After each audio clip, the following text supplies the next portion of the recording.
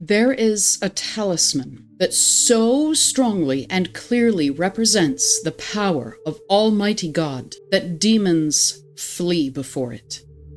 It guards against illness, poison, nightmares, pestilence, and demonic influence. And we're seeing it more and more often in movies featuring exorcisms. It's the medal of Saint Benedict. Welcome. I'm the Catholic Horror Gal, and this is our Data Point series.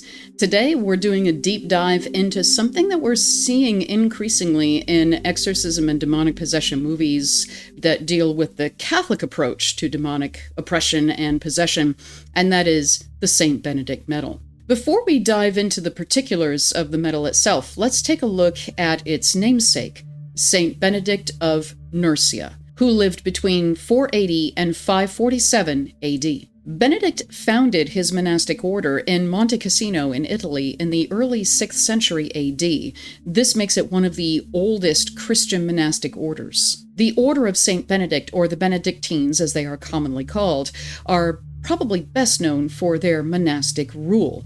That is the sort of guidebook that they use in order to regulate their community life in each monastery and convent. The rule of Saint Benedict is known for its practicality, combining the traditional Christian practice of asceticism, that is, giving things up as penance, with more practical considerations, such as every monk must have a pillow and a blanket, and when a monk is ill, he is allowed to consume meat, which was typically forbidden of monks. To this very day, members of the Benedictine order regulate their lives by the use of the original rule composed by Saint Benedict in the 6th century, and this includes lay people, that is, folks who are not monks, nuns, or priests, but who are attached to the Benedictine order because they are attracted to the rule and the lifestyle that the Benedictines live by. They are known as the Oblates of Saint Benedict, and they apply the Benedictine rule to their lives as laypeople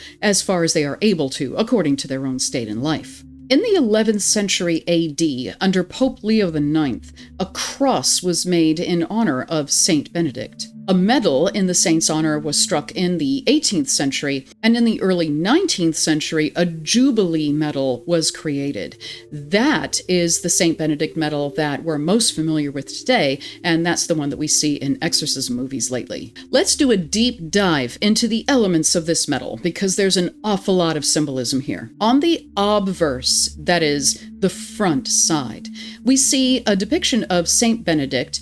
He is holding a cross and a scroll. The cross, of course, represents the Christian faith, but the scroll represents the rule that he composed for the order that he founded. Eius in obitu nostro praesentia muniamur. May we be strengthened by his presence in the hour of our death. That is, the presence of Saint Benedict. This is being expressed by the monks of his order, and so Benedict is their spiritual father. They are asking to be comforted by the presence of the person who founded their order and wrote the rule under which they regulate their lives. And then we have ex SM Cassino, meaning from the holy Monte Cassino, again, the place where Benedict founded the order. For images, we have a chalice and a raven. This relates to a super cool story. Saint Benedict started his monastic career as a hermit, that is, a solitary, living all by himself, dedicating himself to prayer and fasting.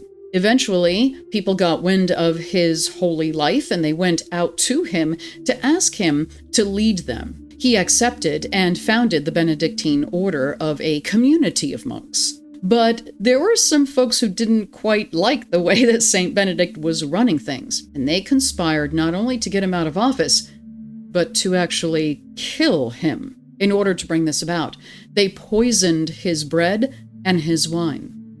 But when Saint Benedict made the customary blessing over his food and made the sign of the cross over the chalice and the bread, the chalice shattered, spilling the poisoned wine, and a raven swooped down and carried away the poisoned bread, thus saving Father Benedict's life. But it's the reverse, the back of the medal, that we usually see and that most folks are familiar with. To begin with, at the very top of the reverse image of the medal, we have the word pax, which is Latin for peace. And then the letters CSPB,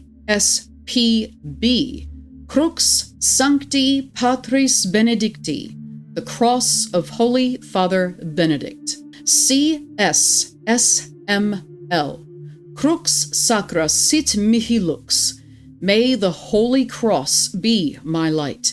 NDSMD, Non Draco Sit Mihi Dux, may the dragon not be my guide.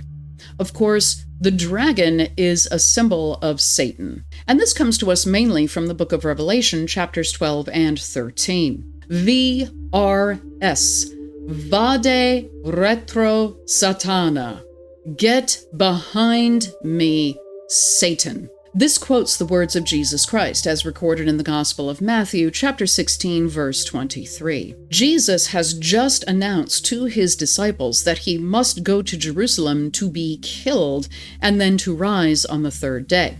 Well, nobody understands what he means by rising on the third day. I mean, when you're dead, and there's no coming back from that. So Jesus' apostle Peter takes him aside privately and rebukes him and say, God forbid that you should go to Jerusalem and be killed.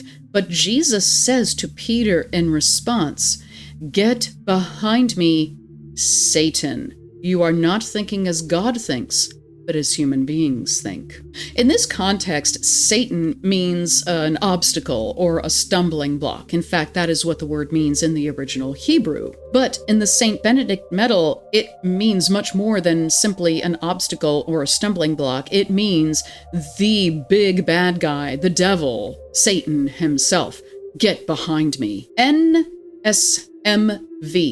Nunquam sura de mihi vana. Never tempt me with your vanities. Now, the word vanity actually means emptiness, and so this means do not tempt me with your empty show. SMQL, sunt mala que libas. What you offer me is evil. And finally, IVB, ipse venena bibas. Drink your own poison yourself. Of course, the final two phrases refer to that attempt of some of Benedict's monks to poison him because they didn't like the way that he was running things. Because of these phrases, the prayer of blessing for the St. Benedict medal is unique.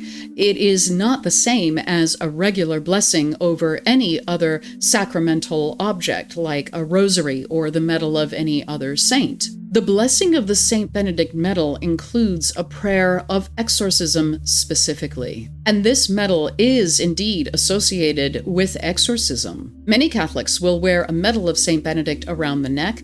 Some will hang a medal over the doorways of their home, and the medal is also incorporated into a crucifix, and so sometimes this is called a crucifix of St. Benedict or a St. Benedict crucifix. The first time I noticed the St. Benedict medal being used in an on-screen exorcism was in the 2014 film Deliver Us from Evil. In that case, it was the round medal itself on the end of a chain, as if you would wear it around the neck. The next occurrence was in the Russell Crowe film The Pope's Exorcist 2023, and then following that 2024, another Russell Crowe flick, The Exorcism. I'm glad that Hollywood is picking up on the significance of the St. Benedict medal in exorcism films, because this medal is indeed used by Catholic exorcists and Catholic faithful laypeople alike as a defense against demonic influence. So the increasing presence of this medal in movies, at the end of a neck chain or in the center of a crucifix, indicates that Hollywood is actually interested in doing something true to life, which is really refreshing and great to see. Now, if only they can get the rest of everything right. So the next time you see a St. Benedict medal in an exorcism movie, you'll know exactly what it is and exactly what it means. As always, thank you so much for giving my videos some time of your day. I hope you enjoyed it, and I hope you learned a little something along the way. Until next time, take good care.